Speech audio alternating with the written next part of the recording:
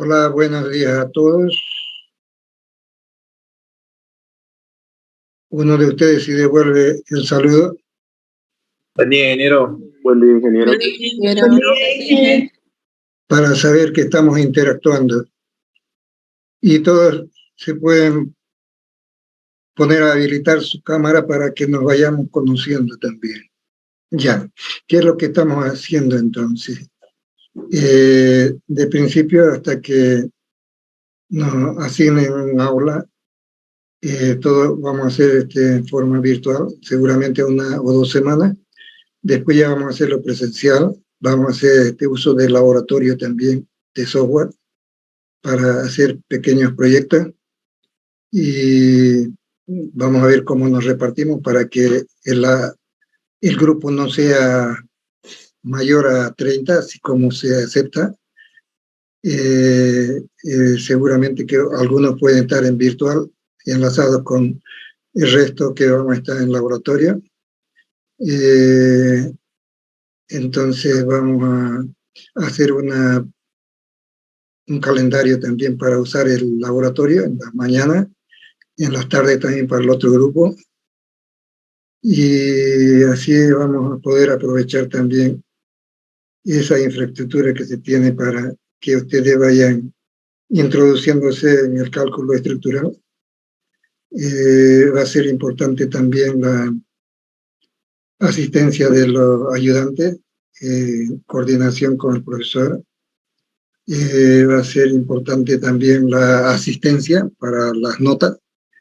En el Zoom, en forma automática se registran las asistencias, entonces no hay cómo ustedes puedan engañar entrando y saliendo tan pronto. Todo entrada y salida se marca ahí, ¿no?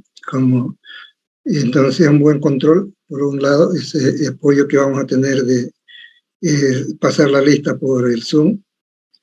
Y entonces es importante, va a tener una ponderación la asistencia, decir que también va a tener ponderación los trabajos prácticos que se den para que en su debido tiempo cumplan ustedes con ese trabajo.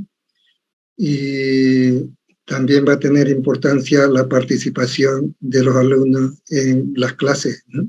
Se califica también la participación. Entonces, finalmente eso le puede ayudar a que tengan una buena nota, aquellos que son buenos alumnos, pues tengan una buena nota al final del curso, ¿no? Se le da la importancia de vida, y entonces tienen que brindarse ustedes para participar en las clases. ¿Qué más? Vamos a empezar a mostrarle lo que viene a ser el contenido del programa. Yo me voy a quedar con algunos alumnos acá, pero después los voy a estar invocando cada rato para saber si es que están presentes o no. Y entonces vamos a quedarnos con estos 5 de pronto aquí en la pantalla y vamos a mostrar lo que viene a ser un apoyo para esta parte de clases virtuales, ¿no? Ustedes van a tener un texto completo, aparte de lo que les estoy mostrando ahora. Tienen un texto completo actualizado de lo que significa las estructuras de madera, ¿no? Pero vamos a mostrarles ahora el material que vamos a utilizar en el transcurso del semestre. Y así es, empezando entonces con lo que viene a ser este tema, que vamos a ver estructuras así como un puente peatonal, por ejemplo, ¿no? Que podemos nosotros hacerlo a pulso y también podemos hacerlo en programa, ¿no? Cuando usemos el laboratorio, ustedes van a tener este texto para que hagan el seguimiento en las clases y pueden ir, podemos empezar a referirnos, decíamos, a una estructura pequeña, así como este puente peatonal, donde podemos utilizar maderas cortas, decíamos, ¿no? Maderas cortas llamamos aquellas que tienen dimensiones menores a 2,10 metros, o sea, después 318, 7 por 3, 21, 7 pies de largo, ¿no? Y que el costo se reduce a la mitad, decíamos, ¿no? Y entonces aquí perfectamente podemos utilizar esa madera corta, y hablábamos entonces de un tablero de 2 pulgadas que está orientado en la dimensión transversal, o sea, en Z, y una viga, que es la viga, llamamos aquella estructura de mayor dimensión, como ser esta, que puede ser de 6 pulgadas por 12 pulgadas, por ejemplo, ¿no? Y ya eso llamamos viga. Después unos puntales, acá estamos poniendo un puntal al medio para conectar un tensor de un extremo de la viga a otro, ¿no? En ambas vigas. Entonces ven que es una estructura mixta, ¿no? Donde vamos a tener entonces acero, vamos a tener madera, ¿no? Entonces ya vamos a ir haciendo esos pequeños proyectos donde intervienen entonces diferentes materiales. Este es un caso, ¿no? Cuando hablamos de madera, tenemos que referirnos también al secado de la madera. ¿Qué consiste ese secado de la madera? Cuando se corta un árbol, este tronco, cuando se va desdoblando la madera, cuando se va cerrando, cuando pasa por la primera fase, que sería el aserrío, tiene un contenido de humedad bastante grande, ¿no? Y ese contenido de humedad, entonces se lo puede bajar en hornos de secado, que sería este, por ejemplo, ya para que se vayan mentalizando. Tal vez pueden poner un negocio de este tipo, también un pequeño negocio ustedes, para que puedan arrancar cuando aquellos que tienen posibilidades de hacerlo, pueden tener una idea ya de cuáles son los componentes que se tienen para bajar el contenido de humedad de la madera. Para la comercialización, desde luego va a tener otro precio, ¿no?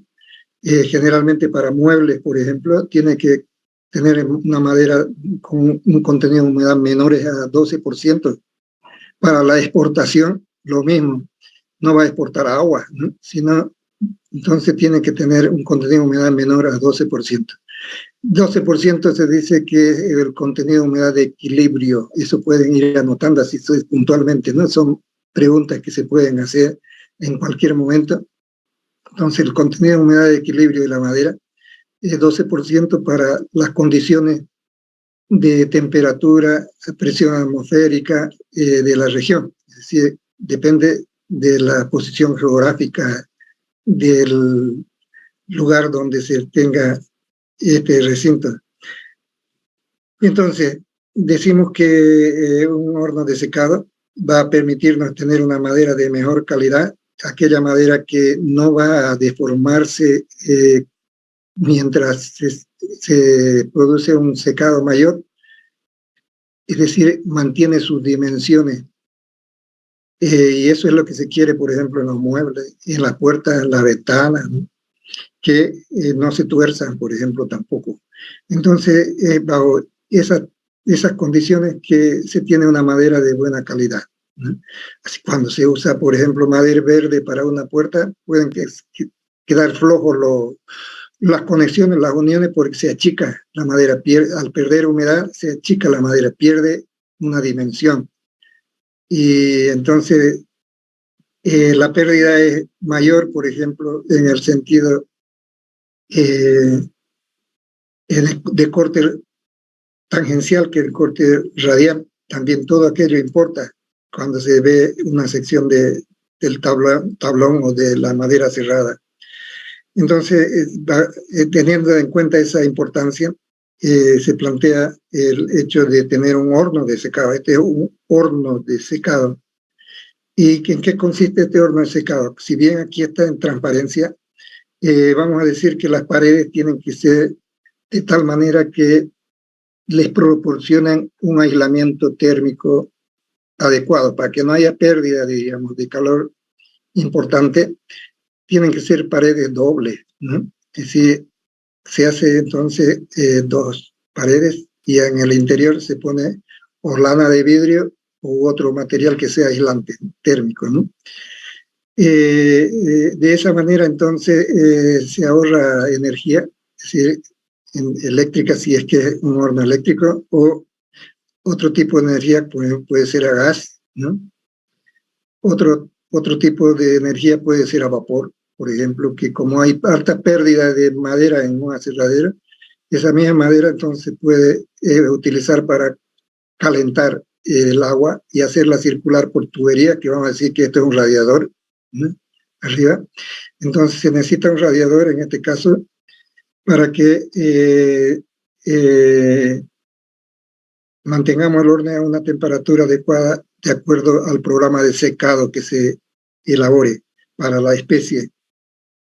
Entonces, te diríamos, un componente importante, el recinto, que serían las paredes con aislamiento térmico. Otro componente, cuando se trata de calentamiento por vapor, por ejemplo, tuberías acá que forman un radiador y elementos que van a servirnos para control del proceso, ¿no? Esta es una carga, es decir, aquí están apiladas las maderas, ¿no? Y el apilado lo vamos a ver más adelante, que son para que no se contacte cara a cara un tablero, hay que poner unos listones en forma transversal. Ustedes ya tienen que ir utilizando también su pensamiento, decir, enfocándolo en lo que les digo, para que vayan haciendo funcionar su imaginación.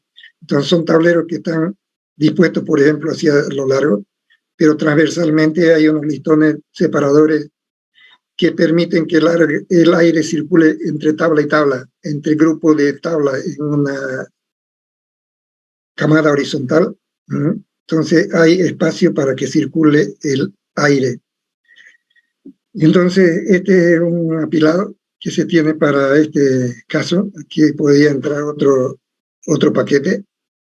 El horno tiene que tener un drenaje porque aquí se genera humedad, es decir, la humedad que sale de la madera, y va a tener que colectarse aquí en un canalito. Aquí hay un canal con una determinada pendiente para que lo llevemos fuera del recinto. Tiene que tener también otro elemento de control, como ser, por ejemplo, un higrómetro eléctrico. Higrómetro eléctrico. Con X tienen que anotarlo. Escríbanlo de principio como lo entiendan y después vamos a verlo cómo debería escribirse correctamente. Higrómetro eléctrico. Aunque aquí lo tienen, pero tal vez por el tamaño no lo están pudiendo apreciar. Puedo agrandarlo, pero no tanto. Hasta ahí vamos a ver. Higrómetro eléctrico sería higrómetro eléctrico. Higrómetro eléctrico. ¿Para qué nos sirve ese higrómetro eléctrico? Para poder insertar dos terminales acá del higrómetro en la madera, hasta la mitad, digamos, si se puede, de la madera, 1 pulgada, si son de 2 pulgadas, 1 pulgada, insertarla. Y se hace pasar corriente eléctrica que va a estar conectada a una computadora aquí, ¿no? Desde donde vamos a hacer el control.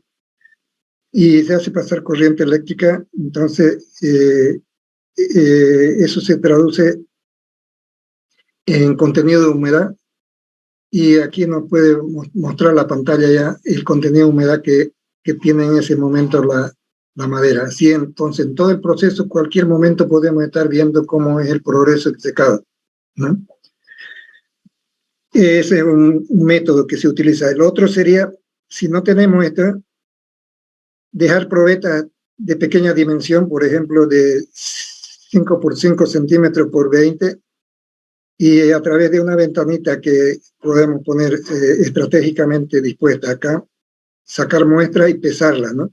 Cada cierto tiempo ir pesando y de esa manera calculando el contenido de humedad que pierde la madera o el contenido de humedad con que está la madera en ese instante. Luego tenemos lo que viene a ser el control de temperatura, ¿no? Este es un termómetro corriente, normal, corriente, que marca la temperatura real dentro de la cámara. Y este es un termómetro con un bulbo que se conecta a través de filamentos de algodón a un recipiente de agua, ¿no? Recipiente de agua para que el agua por capilaridad suba y quede embebido la parte baja del termómetro, haciendo que haya una variación de temperatura por la humedad y por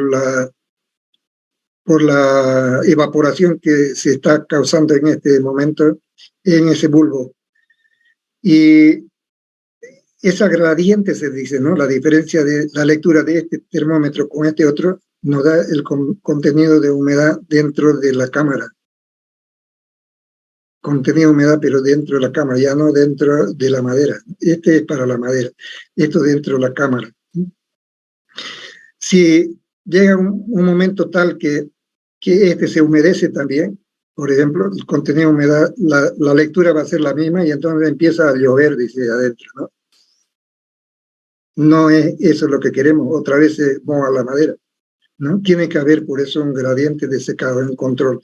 Que esto también se lo puede automatizar y hacer que se lea en una pantalla del monitor, del control. Este control puede estar en Santa Cruz de la Sierra y nuestro horno puede estar en Montero, para decir, ¿no?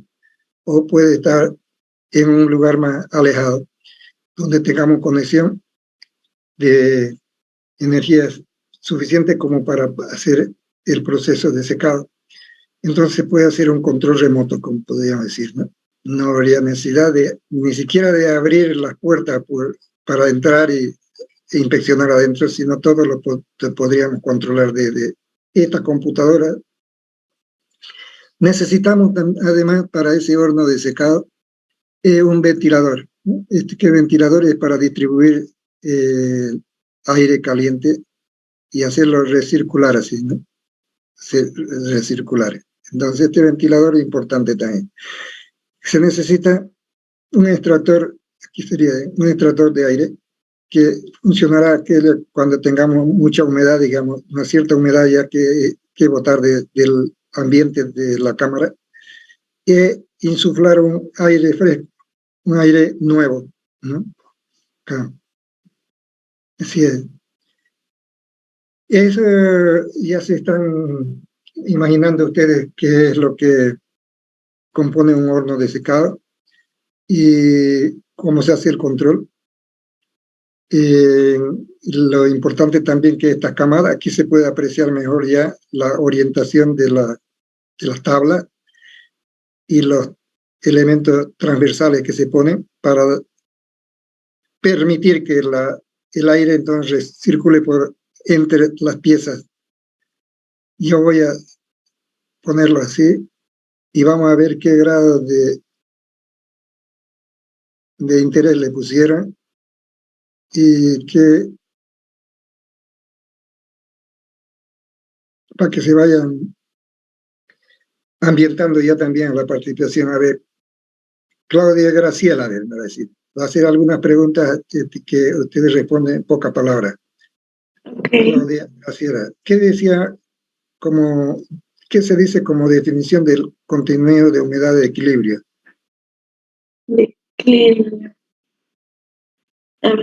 Bueno, ahorita estaba hablando del contenido de humedad y lo que nos hicieron anotar es que para que tengamos una madera estable para el uso continuo, que teníamos que tener el 12% como nuestra base para el equilibrio de la madera.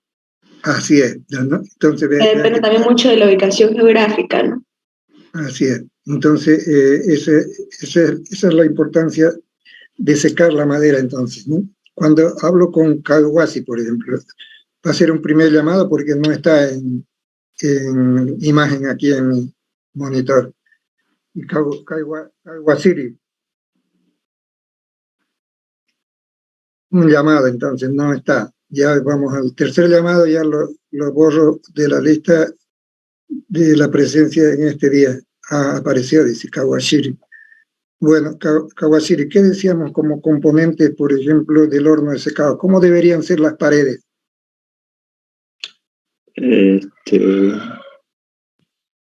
Ya, no le presté atención a esa parte, ingeniero, disculpe. Ya. Nova. ¿Oretea Nova o qué es? Oretea no es, ingeniero. Ya, Oretea Nova. Ya, puede hablarnos sobre los muros, cómo tendría que construirlos. Los muros de este deben contar con pequeñas aperturas por las cuales nosotros podríamos introducir, pueden ser nuestras dos terminales, y de esta manera, mediante estas dos terminales van a pasar corriente eléctrica y gracias a eso podemos determinar la humedad en la madera. O también hay otra opción, también hay otra apertura que deben tener, que son ¿cómo se llama? Un ventilador para drenaje, ya que el horno de secado produce humedad. Ya, hasta ahí nomás, está bien. Lo que importa también es decir cómo construimos los muros de la cámara de Villarroel.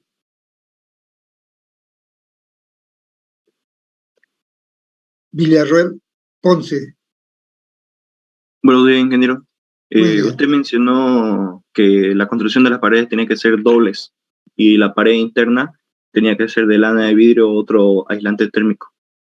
Ya, más bien entonces 2 paredes y en el medio poner aislante térmico, ¿no? Ya, está bien. Cuando hablamos con Flores Ramírez,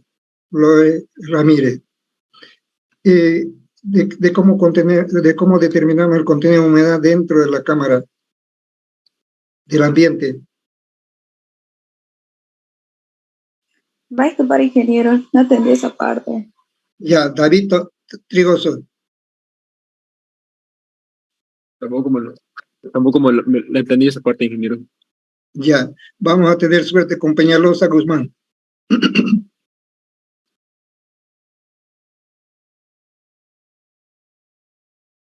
Mejor si lo dices sin ver el texto ya. ¿Qué dice Peñalosa? A ver, con Blanco Espinosa tenemos suerte. Habían 2 termómetros y era mediante la gradiente térmica.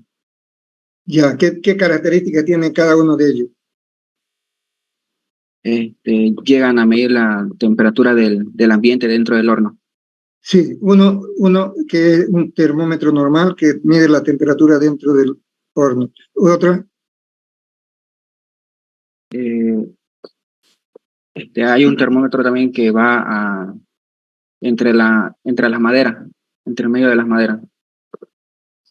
Bueno, a ver, vamos a ver con Virginia Loaiza, Yucra. Parte respondió su compañero, pero tal vez vos puedes complementar con lo que significa el termómetro de bulbo húmedo. Uno es bulbo seco, el otro es bulbo húmedo. ¿Cómo se lo entiende a ese? ¿Qué función tiene el de bulbo húmedo?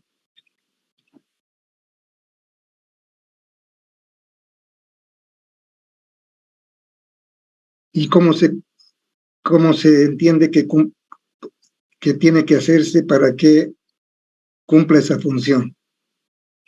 Torres Peña Elías. Ingeniero, buen día. El bulbo húmedo era para determinar la humedad del horno. Ya, a ver si nos puede complementar a Espinosa Macoño.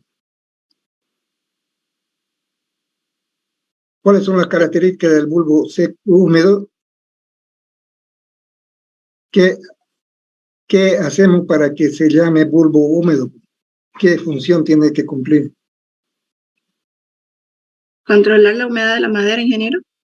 Sí, para controlar la humedad de la madera necesitamos dentro del horno un termómetro que mide la temperatura real, digamos, dentro del horno. Y es el termómetro bulbo seco. Y tenemos un termómetro de bulbo húmedo. ¿Cómo se caracteriza ese termómetro? ¿Y ¿Qué es lo que nos determina? No sabría decir, ingeniero. El Ya, seco, ¿no? Marco Antonio.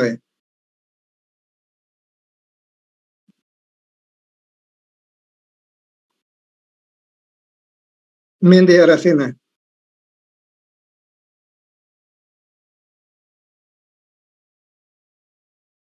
Méndez Aracena, me está escuchando, tiene que abrir su micrófono para hablar. Sí, ingeniero, va a disculpar, mi internet está lento. Ya, entonces puedes hablarme ahora, te escucho.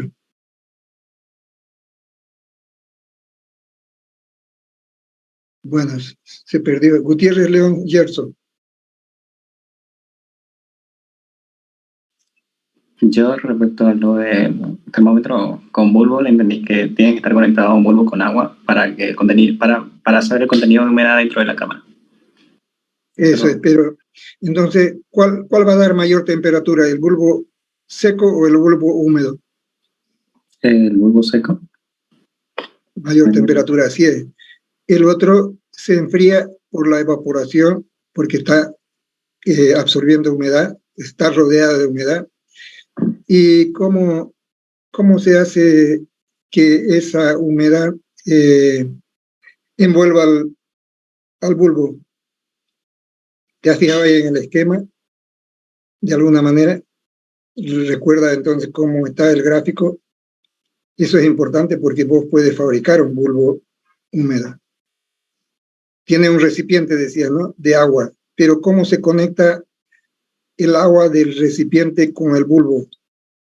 El bulbo no está sumergido dentro del agua, ¿no? ¿Cómo se produce esa conexión?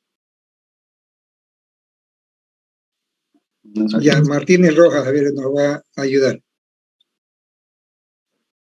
No sabría responderle, ingeniero. Entonces hay un Rodríguez Alejandro que está mostrando solamente su cielo falso. No está presente. Arnés Coronado. Complemente esa información, Coronado. No supiera decirlo, ingeniero. Ya, Corcos Díaz Sara.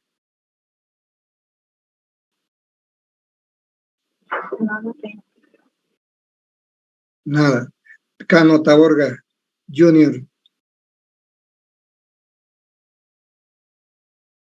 No sé, ingeniero. Jonathan, ¿no? Ya. Aquí vamos a tener suerte. A ver, la Cerda Rivera Jagabe. Mediante unos filamentos de algodón que permiten por capilaridad subir la humedad. Así es. Entonces eso va a permitir que se humedezca el bulbo y al evaporarse el agua hay una caída de humedad, ¿no? Una baja de humedad. Entonces ustedes cuando están transpirando también, hacen deporte y están transpirando, entonces si entienden que esa transpiración es para mantener la temperatura dentro del cuerpo, si no, entonces se calentaría demasiado. Entonces hay un enfriamiento en la superficie, en la piel, uno siente un frescor, ¿no? Eso es lo que hace entonces el bulbo húmedo. Esa diferencia de temperatura de bulbo seco a bulbo húmedo, ¿qué le llamamos terraza Condori? ¿Cómo dijo, ingeniero? La diferencia de temperatura de bulbo seco a bulbo húmedo, ¿qué nombre recibe? Gradiente, ingeniero. Así es, gradiente de temperatura sería, ¿no? Vean que hay un aprovechamiento interesante, más o menos yo diría un 50-60% que respondió bien, ¿no? Y eso es un buen indicador que vamos a seguir entonces. Por eso hay que prestar atención, hay que estar atento a todo. A partir de ahora yo voy a ir anotando ya lo que son buenas respuestas para una buena participación también, para que tengan una bonificación y ustedes van anotando cuando yo les diga anótese una participación buena, yo también anoto y ustedes hacían un control cuando finaliza el semestre. Entonces yo les pregunto, hacemos una constatación de los datos y ustedes me dirán, tengo 10 participaciones, yo voy a ver si es que se registraron todas o no. Entonces vamos a ver un doble control de esa manera. Entonces, hablando ahora de lo que nos importa también como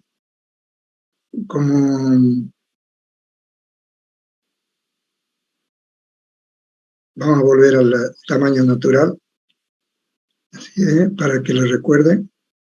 Ya, me olvidé aquí también de decir que un componente adicional es este humidificador que ven aquí. Entonces hace una instalación de agua que llega acá y cuando dentro de la cámara está muy seca, el ambiente muy seco, entonces se humidifica para tener una humedad controlada entonces por el programa que vamos a hacer de secado. En ese momento debería tener un cierto contenido de humedad y con esto modificamos entonces el contenido de humedad dentro del campo. No conviene que sea un secado muy violento, por decir, ¿no? Que esté muy seco, se va a secar demasiado rápido, entonces puede haber problemas en la estructura de la madera, ¿no? Entonces tiene que ser todo controlado. Ya, vamos a hablar del temario entonces. Esta es la estructura, el tema de estructuras de madera, y aquí tenemos el temario que ustedes pueden ir leyendo. Tenemos en primer lugar que hablar de la madera como material estructural, desde el punto de vista estructural, ¿no? Y después nos interesa entrar ya al dimensionamiento. Cuando hablamos de dimensionamiento por flexión, esto ustedes ya lo han visto en su curso de resistencia, compresión, flexo-compresión, flexo-tracción, torsión, todo aquello, saben ustedes cómo hacerlo. Pero aquí vamos a aplicar todo eso ya en estructuras que van a ser estructuras reales. Elementos de unión, cómo conectar, digamos, las diferentes piezas que ya están calculadas de una estructura a otra, de ser de una viga a una columna, de viga a viga, cómo conectarlo para hacer la transferencia de fuerza. Entonces eso se puede decir que podemos hacer las uniones con clavo, tornillo, perno, tirafondo, entalle y conectores. Tal vez hay algunos elementos que ustedes no conocen, pero aquí se van a ir familiarizados ya con ellos. Esto conocen ustedes, clavo, tornillo, perno, pero tirafondo tal vez no.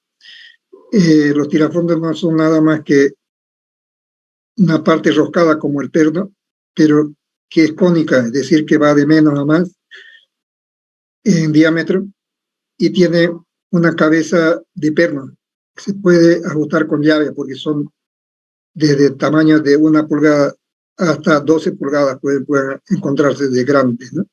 Entonces ya se necesita mucha fuerza para hacer y es con llave que se mete. Entalle se refiere a que debemos hacer cierto trabajo en la madera para que una encaje con la otra y pueda hacerse una transferencia de fuerza sin necesidad de ninguno de estos elementos, ¿no? Simplemente por contacto, compresión, cortes, ¿no? Y los conectores, que son elementos que tienen la combinación de utilizar perno y utilizar otros elementos que amplifiquen el área en contacto con la madera. Esto lo vamos a ver más adelante también. En lo que nos va a interesar, una vez que hayamos hecho todos estos elementos de unión, elementos de compresión, elementos de flexión, entonces nos va a interesar la cubierta como parte de la estructura de una vivienda, por ejemplo, o de un edificio. Entonces, ¿cómo resolvemos esa estructura para cubierta? ¿Qué características debe tener? Por ejemplo, hablamos de pendiente ahí, el techo debe tener una cierta pendiente para que el escurrimiento de las aguas se dé con facilidad, pero no solamente el agua, sino que al movimiento del agua también acarrea todos las partes que se depositan, como ser hojas, como ser polvo, ¿no? Arena. Entonces, limpia, diríamos, la cubierta, ¿no? Hablamos de pendiente, entonces, que es importante, y esa pendiente va a tener, estar en función de la posición geográfica también de la estructura de la que estamos hablando, porque hay lugares donde hay bastante precipitación pluvial y hay lugares donde es muy escasa, ¿no? Para hablar, por ejemplo, en la parte de Río Grande hacia el sur, ¿no? Podemos decir que son 80 milímetros de precipitación anual. En cambio, en Santa Cruz tenemos 1.200, ¿no? Está en la parte de Montero, por ejemplo, Minero, Santa Cruz de la Sierra como ciudad, y todos los alrededores, ¿no? Como 1.000 a 1.200. Y en el Chapare, por ejemplo, se tiene 3.000, y en algunos casos excepcionales mayor a eso, ¿no?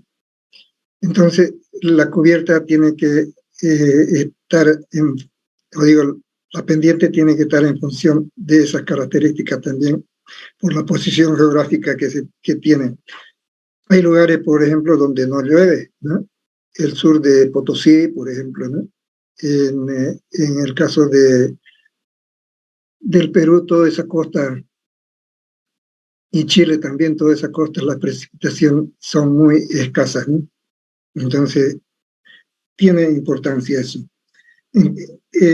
Otro tema que luego vamos a abordar es el tema de encobrados. ¿Qué son los encobrados? Podríamos decir acá, así como para iniciar, diríamos que son las estructuras que dan forma a la estructura de concreto, ¿no? O sea, son moldes, diríamos, que dan forma a las estructuras de concreto. Pero no solamente de concreto, podría ser de yeso, cualquier otro material también, pero principalmente concreto es lo que nos interesa. Eso es encobrado, entonces, son moldes. ¿Qué materiales podemos usar? Entonces podemos decir que madera principalmente fue como elemento principal fue la madera. Ahora se utiliza también bastante ya el encobrado metálico cuando son obras repetidas de significativa importancia también. Entonces ya hacemos uso de encobrado metálico, que tiene una diferencia con lo de madera en su repetición de uso. Es decir, que la madera puede tal vez esperarse unos 5 o 10 usos. En cambio, la estructura metálica podríamos decir que indefinido ya, ¿no? Es decir, con buen mantenimiento. Igual para la estructura de madera, de los encobrados, cuando se desencofra, hay que ponerle un cuidado especial. Es decir, que el cuidado va a referirse a que al desencofrar pongamos esto en un lugar donde esté protegido de la incidencia del sol directo, o sea, protegido, ¿no? También de la lluvia, ¿no? Y de esa manera cuidamos entonces que no se tuerza, que no se alavee la madera, ¿no? Y nos sirva para repetidos usos. Cuando hablamos de la protección que le damos al encobrado, normalmente se lo hace con aceite, dice, ¿no? Pero hay también otros líquidos desencobrantes que se pueden conseguir, pero que tienen un valor tal vez mucho más alto. Cuando se tienen encobrados para hormigón visto, es decir, aquellos que van a quedar aparentes sin ningún tratamiento posterior con cemento, sino simplemente con pintura. Entonces eso merece ya el uso de desencobrantes que tiene, por ejemplo, Sika, tiene material, productos para desencobrar. Es decir, que se aplica a la madera para evitar que uno sería la absorción del hormigón, o sea, la absorción de la madera, más bien, ¿no? De la madera, del agua de constitución del hormigón, ¿no? Y lo empobrece al hormigón, diríamos. Ustedes saben que la relación agua-cemento es importante. Entonces, si modificamos la relación agua-cemento, aunque sea en la parte de la superficie del encobrado, seguramente que eso va a estar con una resistencia mucho menor y puede entonces poner en exposición la armadura, por ejemplo, ¿no? Y la armadura puede oxidarse o puede desprenderse con el mismo, la misma adherencia del encobrado al hormigón, ¿no? Cuando se desencobra. Entonces eso es lo que evita esa protección, pero evita también que la madera entonces se humedezca tanto que pueda ser, que perjudique ya su uso posterior, es decir, que se alaree, que se tuerza. Todo aquello entonces es importante entenderlo de esa manera. Cuando hablamos de encobrados, podemos decir que vamos a tener cuantías diferenciadas, tanto para cimiento, para columna, para viga, para losa, para muro y para depósito de agua, por ejemplo, ¿no? Van a ser diferentes las cuantías de madera. Y lo que se acostumbra en los presupuestos es establecer entonces una cantidad de madera por metro cúbico de hormigón para establecer los costos. Ustedes han llevado seguramente ya la materia para poder entender perfectamente esto. Y entonces podríamos decir de que para cimiento va a entrar poca madera, ¿no? Vamos a hacer bastante volumen significativo de hormigón, pero con poca madera, ¿no? Y el ítem de columna sí va a tener significativa cantidad de madera. Para hablar de número, para decir cimiento podría ser 30 pies cuadrados por metro cúbico. Para columnas podrían ser 140 pies cuadrados por metro cúbico. Vean ahí la diferencia, ¿no? Entonces el costo no va a ser lo mismo de una zapata, del hormigón zapata, que de un hormigón para columna. Para vigas también entra bastante bien, tanto como las columnas. Para losa un poco menos, podríamos decir 80 kilos por metro cuadrado. Para muro, para depósitos de agua, habrá que establecer lo que llamamos cuantificar. Entonces va a significar ahí una relación de cantidad de madera en pie cuadrado por metro cúbico de hormigón. Eso nos sirve para elaborar nuestro presupuesto. Después vamos a ver encobrado para escalera, encobrado deslizante, que se aplican bastante bien ya en nuestra época. De aquí para adelante seguramente que van ustedes a ser los pioneros en utilizar encobrado deslizante, y en su propuesta también tienen que hacer esa consideración porque se ahorra bastante tiempo y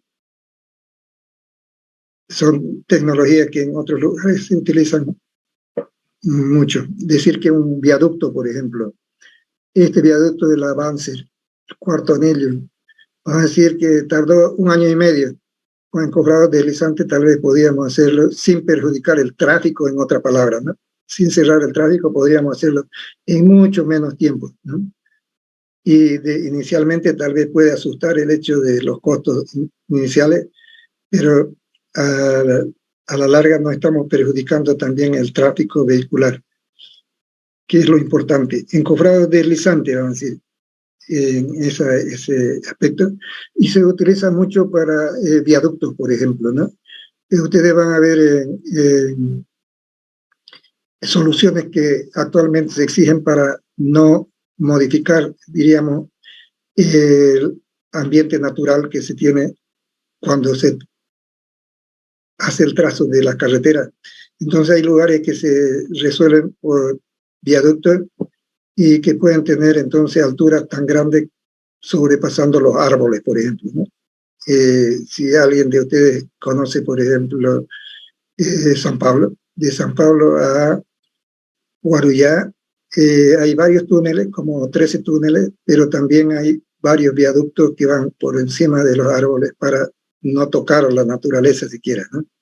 Entonces ustedes van a tener que hacer esas soluciones seguramente aquí dentro de la ciudad ya. Van a tener que proponer soluciones de esa naturaleza, ¿no?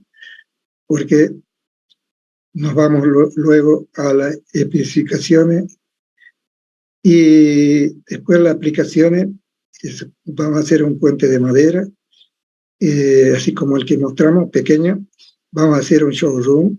Vamos a hacer también, si hay tiempo, una vivienda completa. ¿Qué es lo que tenemos como bibliografía? Aquí ustedes pueden leer todos los títulos y el autor y la editorial también, si van a comprarse ese material, ¿no? Ahí son libros muy buenos, ¿no? O si quieren buscarlo también en internet, si tienen la suerte de encontrarlo.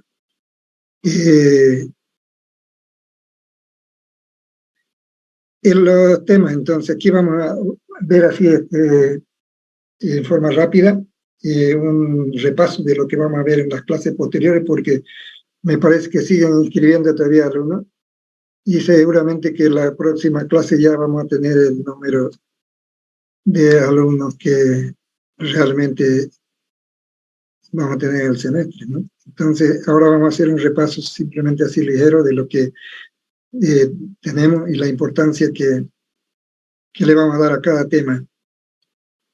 Ya hemos hablado entonces de el contenido y hablamos entonces ahora ya en un poco de desarrollo, diríamos, del contenido, para decir que madera como materia de estudio, ¿qué nos va a importar? Dice, ¿no? Nos va a importar la composición, por ejemplo, química, ¿no?, de la madera. Y aquí la tenemos en peso, ¿no?, porcentaje en peso. Ya que la mayor proporción es el carbono, ¿no? Después tenemos el oxígeno, hidrógeno, ¿no? Así es, nos va a importar saber eso.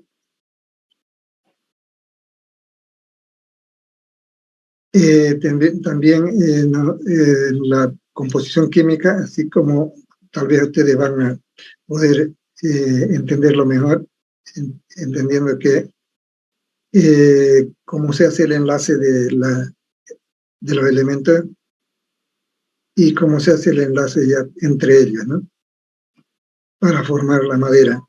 Y esto van a tener una descripción de las partes que constituyen el tronco. Se va a ser importante, ¿no? Aquí estamos. Sección transversal del tronco, partes que lo constituyen, por ejemplo, corteza,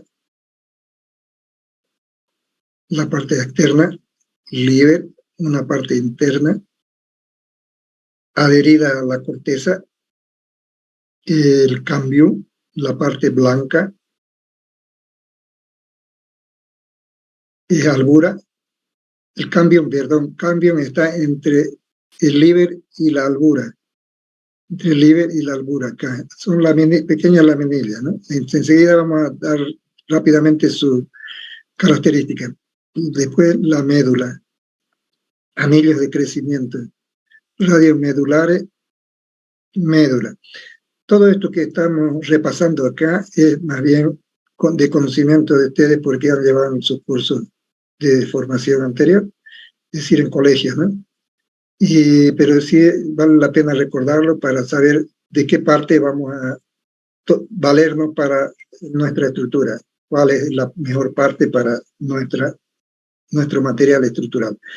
Y vamos a repasar, por ejemplo, hablando de las cortezas, ¿no?, que en la definición podríamos establecer dos condiciones, por ejemplo, ¿no? Es decir, que su constitución,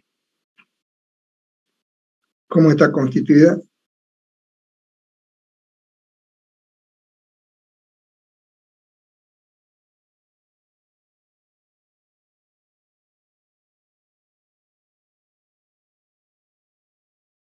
y su función. Vamos a decir células vivas,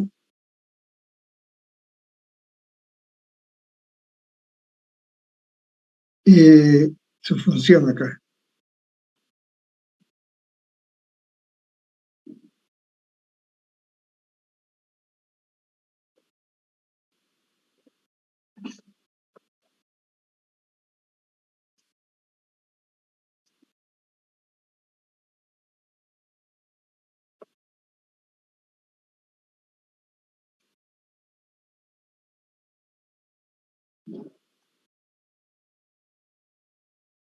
Ya hemos puesto constitución.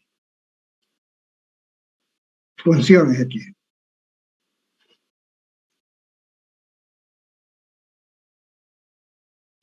Ahora sí, de eso podemos hablar acá. Entonces podemos decir, por ejemplo, cómo está constituida la corteza, qué función tiene la corteza, ¿no? Entonces vamos a decir la corteza. Vamos a intentar, vean ustedes que han visto en la naturaleza, nos muestra, nos enseña todo esto. Tenemos que tener la curiosidad de preguntarnos, entonces, qué función tiene cada una de las partes, ¿no? Y esto ya les digo, ustedes han llevado en su curso de secundaria. Entonces, podríamos intentar, por ejemplo, si tenemos suerte en la definición, intentar, por ejemplo, con alguno de los alumnos. En la primera parte no lo encontrábamos, Segovia. Ahora sí ya lo tengo. Segovia, a ver, ¿cómo intentaría una definición de corteza? Es decir, ¿cómo está constituido? Tendríamos que abarcar eso, ¿no? ¿Cómo está constituido y qué función cumple, ¿no?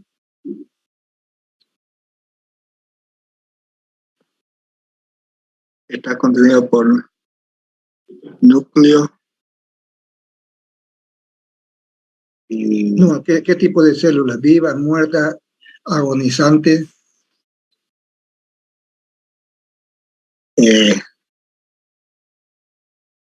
Nada. Méndez, a ver, Méndez nos va a ayudar. Méndez. Bueno, no sé la verdad, pero yo creo que viva. Vivas, células vivas. Quiroga, Tapia.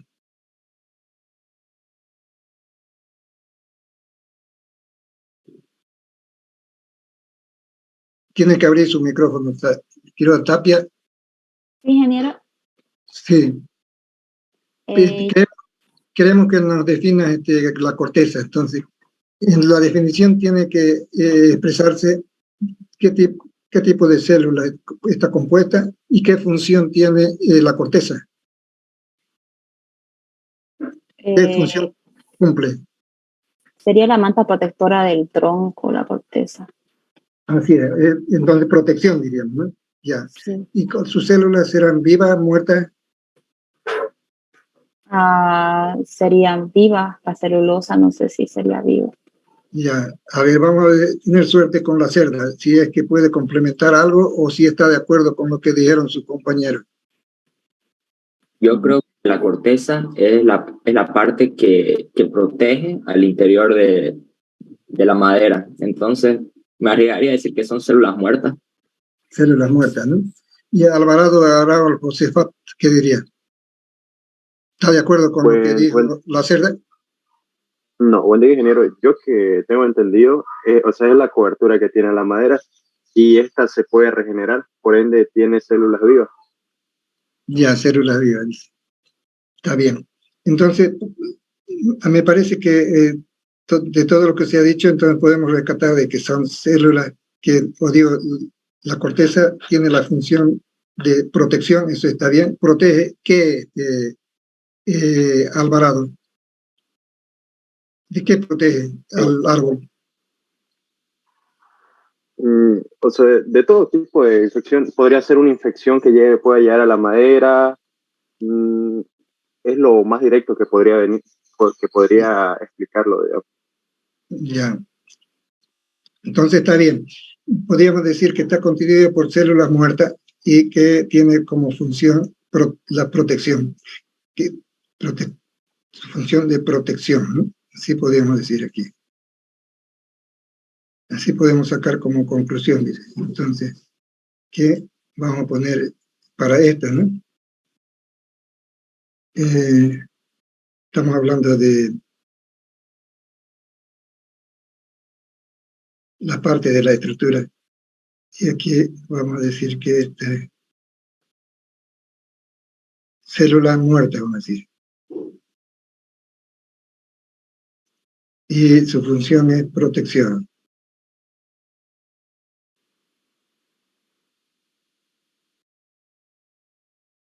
Protección. Y estamos hablando de que, aquí vamos a poner, Estamos hablando de la corteza.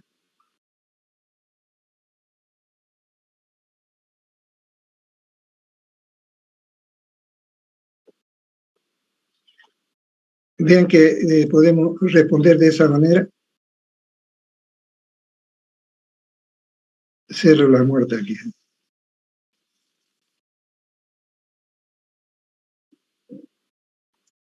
Para que no estemos escribiendo cada rato eso.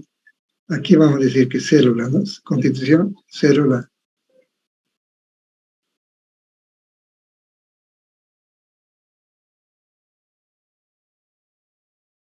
Si no, vamos a estar poniendo en cada instante.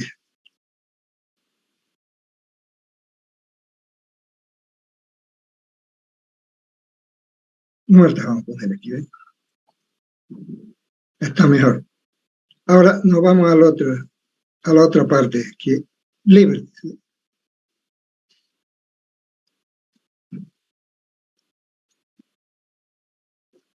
Floema también se llama. Libre, tal vez ustedes lo conocen por floema.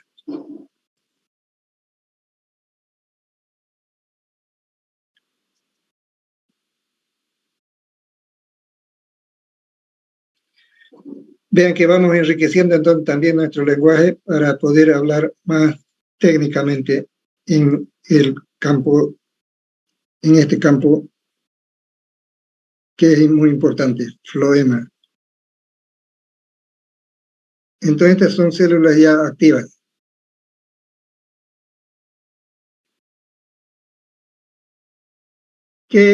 ¿Cuál es la función aquí? Decimos que el líbero, ustedes cuando penetran en la corteza se encuentran en la primera camada con el líbero y si lo punzonan, comienza a salir una sustancia lechosa ya, ¿no? Entonces eso es lo que vendríamos a llamar ¿qué? Cualquiera puede responder ahora. Savia. La savia, ingeniero. Transporta la savia. Savia, sí es la savia, entonces, ¿no? Entonces, ¿qué tiene como función? Es transporte, dice. ¿Qué transporta la savia? Es de transporte. Aquí a ustedes pueden aumentarle savia, ¿no?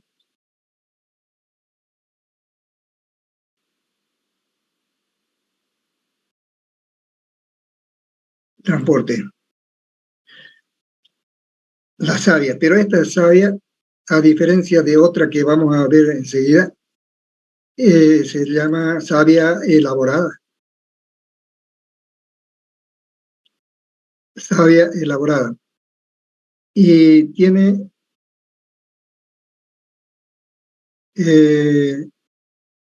una dirección desde las hojas hacia la raíz, o sea, en sentido de la gravedad, digamos. Entonces, esa savia, el alimento para la planta, lo transporta a todo el tronco, quiere decir, ¿no? Hasta las raíces. Pero eso ustedes van a entenderlo de esa manera. Aquí le decimos entonces savia elaborada, entonces un transporte descendente. La savia se elabora en la hoja, ¿no? Por el proceso de Segovia, nos dice ahora. ¿Qué se llama ese proceso? En las hojas, que se da en las hojas para fabricar la savia elaborada. La Fotosíntesis. Fotosíntesis, así es. Es una fábrica entonces de savia que aprovecha entonces qué es necesario para que se dé ese proceso cano. Cano, se esconde cano. Tiene que ponerse ya. ¿Qué es necesario para que se dé el proceso de la fotosíntesis? ¿Presencia de qué? Del sol. Sol. Agua. Agua.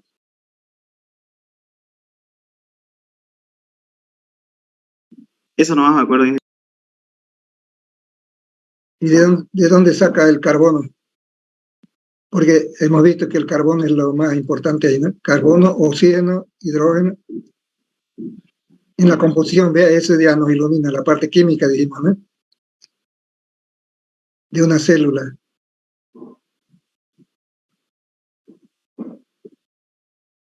¿Quién puede decir algo? Nos falta un elemento. Del dióxido de carbono que nosotros exhalamos. Así es. Vean que es como decir que la utilidad que tiene para la raza humana, o no solamente para la raza humana, ¿no? Para todos. Entonces, transforma, diríamos. ¿Qué le llamamos a lo que significa, por ejemplo, el escape de los vehículos? ¿Qué le llamamos a ese gas?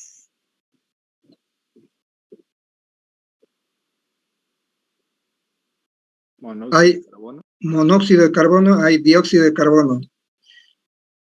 ¿Qué sería el que escapa de los gases de la combustión? Dióxido de carbono. Vean que es interesante preguntarse eso, ¿no? Para la contaminación ambiental. Y todo aquello llevarlo también a entender el efecto de invernadero, ¿no? Se dice que, por ejemplo, en la Amazonía se ha hecho estudios, ¿no? De que cuánto de agua devuelve un árbol al medio ambiente, ¿no? Ustedes saben que por cerca de 500 litros, un árbol grande, ¿no? En la Amazonía, 500 litros de agua por día, que se presenta así como vapor, ¿no? Es decir, que exhala, digamos, la planta. Y es mucho decir eso, imagínense 500 litros, ¿no? De esos turriles que estamos acostumbrados a tenerlo como referencia, por ejemplo, aquellos se comercializan con aceite, con gasolina, 200 litros tiene un tanque de esos, ¿no? 5 de esos, entonces, de agua está devolviendo a la naturaleza árbol. Y eso modifica entonces el clima. En el lugar se crea un microclima que es favorable entonces para bajar la temperatura, etcétera, etcétera, ¿no? Y para el crecimiento de las plantas también menores. Pero vayámonos entonces a eso, vamos a ir tocándolo más adelante con mayor insistencia. Vayámonos entonces a, ya no voy a escribir acá, ustedes van a ir siguiendo esto, vamos a ir hablando sobre esta parte para definirlo. Entonces son células activas, transporte que la savia elaborada, y seguidamente entonces tenemos el cambio. El cambio, así como su nombre lo indica, entonces es donde se generan las células nuevas. Entonces aquí ponemos como son células nuevas o vivas, ¿no? ¿Y qué sería aquí? ¿Qué pondríamos acá en función?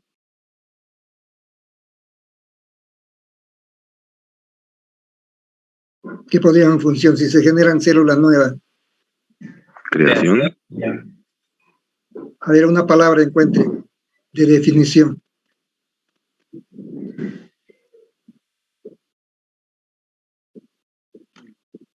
¿Cómo se hace la generación de células nuevas? ¿Cómo se hace la generación de células nuevas?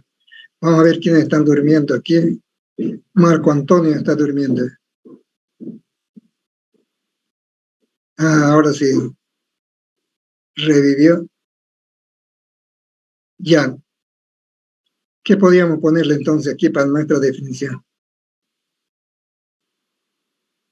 ¿Qué vamos a poner entonces? Cambio. Yo le dije. Se genera el tejido, primero puede ser.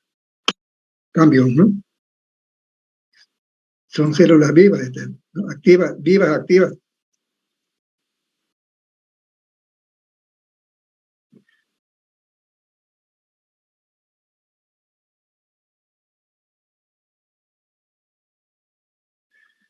¿Y cómo se da ese proceso?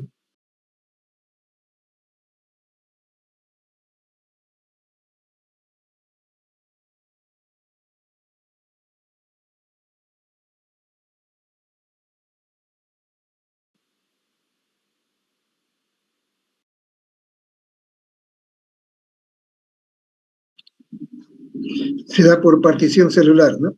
Una célula se divide. Y crean entonces células, tanto para que vayan formando en grosor, en el perímetro, en la parte radial, entonces del tronco, favorece el crecimiento del tronco.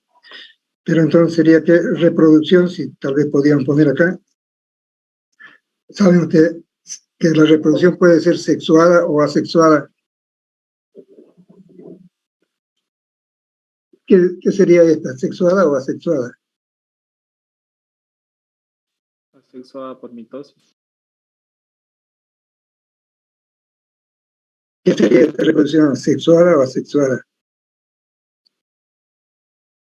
Asexuada. Asexuada. Ya, pero eso le ponen ustedes. Entonces, vamos a poner aquí reproducción nada más. Ustedes han llevado todo esto en secundaria, pero no le da, tal vez no le estaban dando la importancia porque no sabían qué carrera iban a estudiar. Y alguna vez se olvida uno. Pero aquí estamos recordando para poder darle importancia de vida, porque vamos a utilizar este material para la construcción, ¿no? Ya. ¿Y qué más entonces? Decíamos que puede ser, la reproducción puede ser sexuada o asexuada, digamos, ¿no? No intervienen para nada los sexos, no tienen sexo. Pero ¿qué es lo que entonces ocurre? ¿Qué le llamamos a ese proceso de partición celular sería? ¿Qué le llamamos? Mitosis. Mitosis, ¿no? Así es. Vean que hay alguno que se acuerda siempre. Así es, que recuerda por lo menos. Torre Peña Elías dice mitosis, sí, pero lo está viendo en internet. No, ingeniero. Pero tienes que aparecer vos más bien como tu imagen. Ahí no, estáis viendo algunas células. ¿Nada? No, ingeniero. Muy débil tu voz también se escucha. Ya, entonces mitosis. Mitosis se llama esa partición celular, ¿no? Bueno, no lo van a poner aquí para que ustedes en el repaso lo puedan ir mencionando. Y así entonces, ahora vamos a decir, sin escribir, vamos a decir los demás. Duramen, que duramen está constituido por células inactivas ya muertas, diríamos, ¿no? Muertas, que sirven, estas otras sirvían también para transporte. En la albura me olvidé, no lo hemos anotado, albura. Hasta ahí vamos a anotar. Albura. Células activas, vivas, activas también.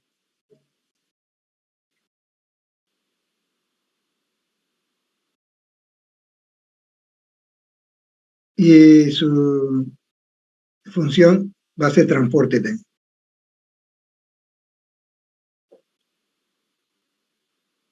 ¿Qué transporta? Pero digamos, ahora ahí viene la pregunta, ¿no? ¿Qué transporta? Si es de transportar algo, ¿qué es lo que transporta? A ver, ahora se...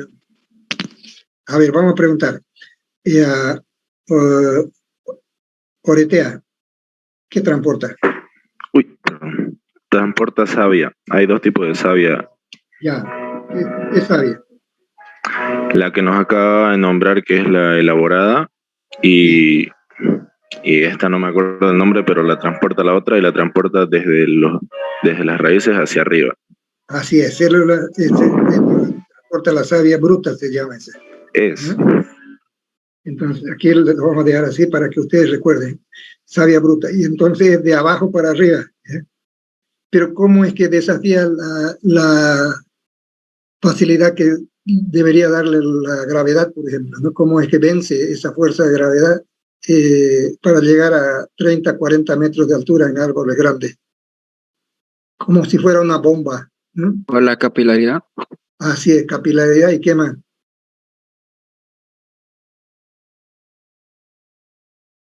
Algo más ocurre. ¿Quién es el que dijo capilaridad? No lo noté por acá. General. Ya vamos. ¿Qué más? Si dice algo más. Blanco, ¿no? Sí, ingeniero. ¿Qué más, Blanco? Has salvado la mitad de tu vida, te falta la otra. ¿Qué más favorece a esa ascensión del líquido hacia el resto de la planta hasta las hojas? Las sustancias minerales, el agua que toma del suelo, eso lo transporta.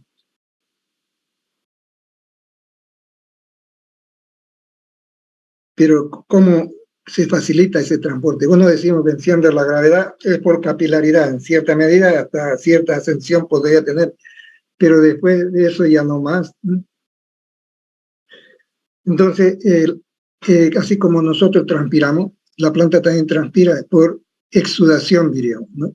Entonces, es como abrir una válvula arriba y los tubitos que llevan el agua, entonces, por la presión ya que se reduce, entonces se produce la ascensión y ahí es donde devuelve, decíamos, la planta el agua que no utilizó, el agua en demasía, devuelve el ambiente, ¿no? Eso vamos a escribirlo aquí.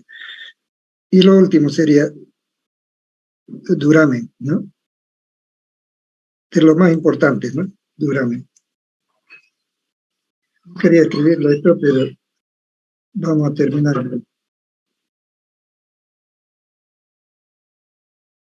Duramen. ¿Qué es lo que...? Ya aquí prácticamente son muertas ya estas células. Ya cumplieron su ciclo. Las atraviesan ciertas radios medulares, pero tiene su función. Esta es la función que va a definir este grupo de células que están agrupadas en este color oscuro de acá, ¿no? ¿Qué es lo que transporta? Muerta, duramen, ¿qué es su característica? Entonces, ese era transporte. ¿Qué será? Vamos a preguntar a alguien de aquí que nos ilumine. Puede haber un iluminado.